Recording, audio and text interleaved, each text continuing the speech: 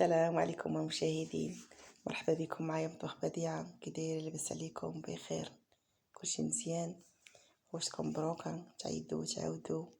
انا اليوم في مدينة افران، جينا في هاد الصباح بكري، جينا خرجنا مع 4:30، وصلنا هنا مع ديك 7:30، وجينا انا ولدي غدوز بحال كنكون هنا في الجامعة ديال الاخوين، وجينا معاه وغنشارك معكم هاد الاجواء اللي في هاد المدينة اللي هي كلشي كيبغيها، كلشي كيحماق عليها. ما شاء الله مدينة رائعة، والجامعة ما شاء الله ديك الطبيعة اللي فيها وهاد المناظر اللي فيها السادات وليت كيقراو فيها الصراحة. والله يسهل على وليداتنا وليدات المسلمين كاملين يا ربي ويوفقهم.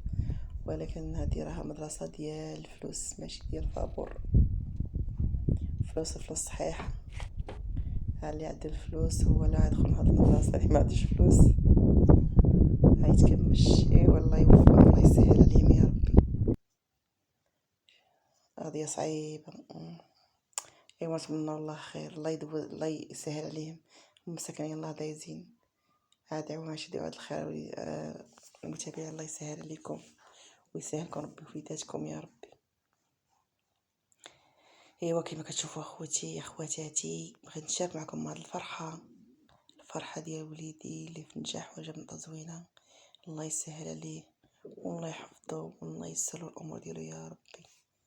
الله يجعل يكون فيه الخلف والذريعة يا رب.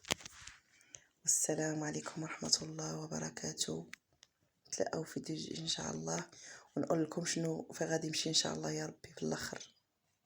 دابا اول كنكرو هو هذا غادي ندوزو، وان شاء الله مدرسه اخرى اللي عيطوا له غادي يمشي ويدوز. ديك الساعه غادي يختار المدرسه اللي بغا هو يمشي ليها ان شاء الله يا ربي. ادعوا معاه الله يسر لكم نتوما وليداتكم يا ربي.